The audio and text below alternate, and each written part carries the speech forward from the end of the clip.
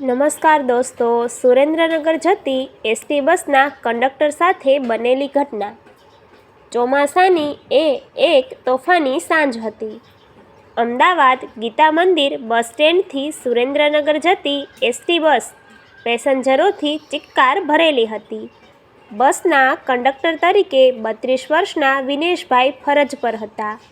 વિનેશભાઈ સ્વભાવે ખૂબ જ માયાળુ, ફરજનિષ્ઠ અને હસમુખા માણસ હતા. બસ ઉપડી એટલે એમણે પોતાની આગવી શૈલીમાં ટિકિટ અવાજ લગાવી બધાને ટિકિટ આપવાનું શરૂ કર્યું. વિરમગામ વટાવ્યા પછી મુશળધાર વરસાદ શરૂ થયો. બારીઓમાંથી પાણીની વાછટો આવતી હોવાથી મુસાફરોએ બારીના કાચ બંધ કરી દીધા. બસની અંદર થોડું અંધારું અને ગૂંગળામણ જેવું વાતાવરણ સર્જાયું હતું. બરાબર હાઈવે પરના એક નાના ગામના બસ સ્ટેન્ડ પાસે ડ્રાઈવરે બસ ઊભી રાખી. ત્યાંથી એક વૃદ્ધ દાદા બસમાં ચડ્યા. તેમના કપડાં સાવ ફાટેલા તૂટેલા હતા. શરીર ધ્રુજતું હતું અને હાથમાં એક નાની ફાટેલી થેલી હતી.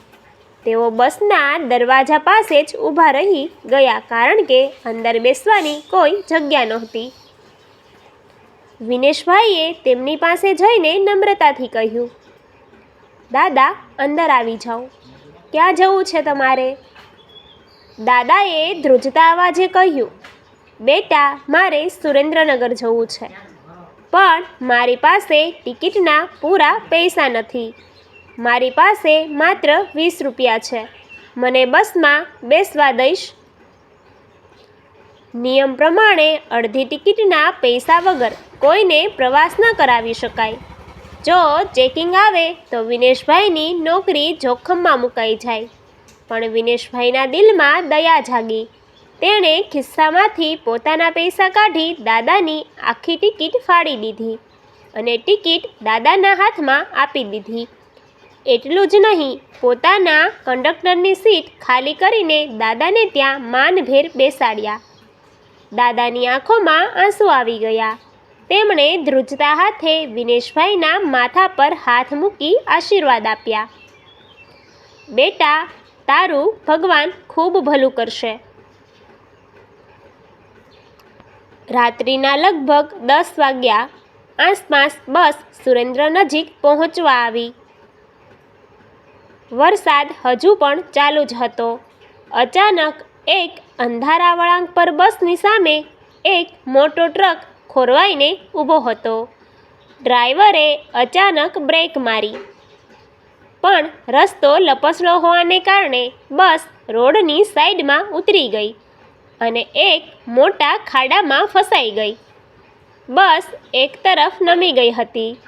મુસાફરોમાં ચીસાચીસ અને દોડધામ મચી ગઈ. બસના એન્જિનમાંથી ધુમાડા નીકળવા લાગ્યા અને શોર્ટ સર્કિટના કારણે બસની બધી લાઇટો ગુલથુલ થઈ ગઈ હતી. કાળો ડિબાંગ અંધારું અને બહાર ધોધમાર વરસાદ. વાહનોમાં મુસાફરો પાછળના ઇમરજન્સી દરવાજા તરફ ભાગવા લાગ્યા,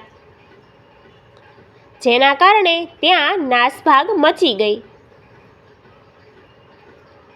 વિનેશભાઈએ તરત જ પોતાની ટોર્ચ ચાલુ કરી અને મુસાફરોને શાંત રાખવાનો પ્રયત્ન કર્યો.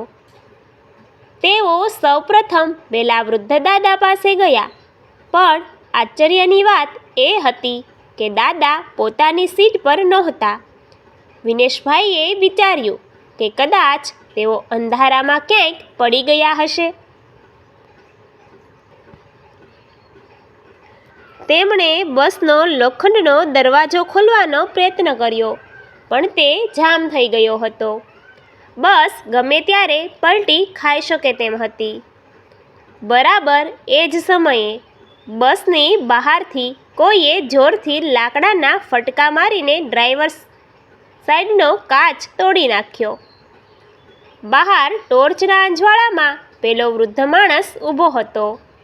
તેમનામાં અદ્ભુત શક્તિ આવી ગઈ હોય તેમ તેમણે એકલા હાથે બસનો ફસાયેલો લોખંડનો ઇમરજન્સી ગેટ બહારથી જોર કરીને ખોલી નાખ્યો. વિનેશભાઈ અને ડ્રાઈવરે ભેગા મળીને બધા જ મુસાફરોને એક પછી એક સુરક્ષિત બહાર કાઢ્યા. મુસાફરો બહાર નીકળ્યાના 5 જ મિનિટમાં બસનો આગળનો ભાગ જોરદાર અવાજ સાથે ખાડામાં વધુ નમી પડ્યો. જો મુસાફરો અંદર હોત તો મોટી જાનહાનિ થઈ હોત.